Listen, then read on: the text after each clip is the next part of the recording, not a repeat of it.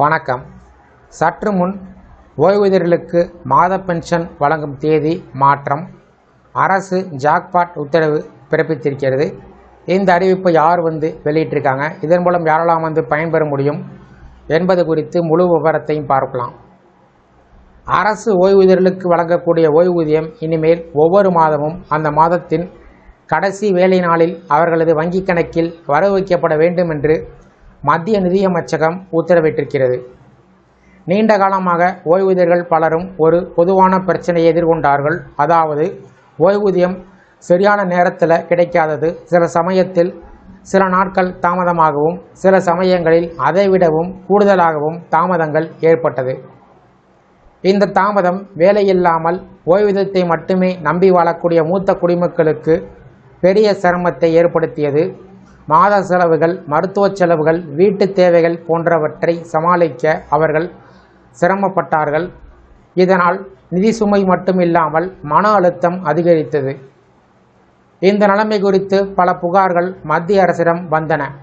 இதனை தீவிரமாக எடுத்துக்கொண்ட மத்திய நிதியமைச்சகம் உடனடி நடவடிக்கையை எடுத்து ஓய்வூதியம் வழங்க அங்கீகரிக்கப்பட்ட அனைத்து வங்கிகளுக்கும் ஒரு அலுவலக குறிப்பை அனுப்பியது. மார்ச் மாதத்தை தவிர மற்ற அனைத்து மாதங்களிலும் ஓய்வூதியமானது அந்த மாதத்தின் கடைசி வேலை நாளில் கட்டாயமாக வழங்கப்பட வேண்டும். இதன் மூலம் ஓய்வூதியர்கள் தங்களின் பணத்தை தாமதமின்றி பெற முடியும். மார்ச் மாதத்திற்கு மட்டும் ஒரு விதிவிலக்கு அளிக்கப்பட்டுள்ளது. காரணம், அந்த மாதம் வங்கிகளுக்கு வருடாந்திர கணக்கு முடிப்பு நடைபெறும் காலமாகும். எனவே மார்ச் மாதத்திற்கான ஓய்வூதியம் ஏப்ரல் மாதத்தின் முதல் வேலை நாளில் வழங்கப்படுவது என்று கூறப்பட்டுள்ளது. வங்கிகள் ஓய்வூதியத்தை கணக்கில் வரவு வைத்த உடனே அதற்கான மின்னணு அறிக்கையினை அன்றே சமர்ப்பிக்க வேண்டும் என்று அறிவுறுத்தப்பட்டுள்ளது. இதன் மூலம் இந்த செயல்முறை சரியான நடைமுறையில் உள்ளதா என்பதை அரசு கண்காணிக்க முடியும். மேலும் இந்த உத்தரவை பின்பற்றாமல் தாமதம் செய்யக்கூடிய வங்கிகளுக்கு எதிராக கடுமையான நடவடிக்கை எடுக்கப்படும் என்றும் எச்சரிக்கப்பட்டுள்ளது. இதன் காரணமாகவே மார்ச் மாதம் ஓய்வூதியம் ஏப்ரல் மாதம் முதல் வேலை நாள் வங்கிக் கணக்கில் வர வைக்கப்படும். அரசு ஊழியர்களுக்கு சம்பளம் மற்றும் ஓய்வூதியர்களுக்கு மாதந்தோறும் வழங்கப்படும் பென்ஷன் ஆகியவை பொதுவாக மாத இறுதியில் வழங்கப்படுவது வழக்கம் அல்லது அடுத்த மாதத்தினுடைய முதல் வேலை நாளில் வழங்கப்படுவது வழக்கம்.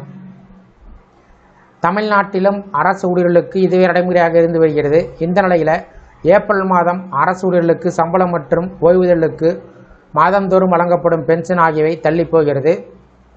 2025-2026 நிதியாண்டு மார்ச் 31 நிறைவு பெறுகிறது. அன்று வங்கிகளுக்கு விடுமுறை. அதேபோல் ஏப்ரல் 1 பொறுத்தவரை வங்கிகளுக்கு கணக்கு தொடக்கம் என்பதால் அன்று எந்த பணியும் வங்கியில் நடைபெறாது. எனவே அரசு ஊழியர்களுக்கு சம்பளம் ஏப்ரல் 2 வழங்கப்படும் என்று கூறப்பட்டிருந்தது.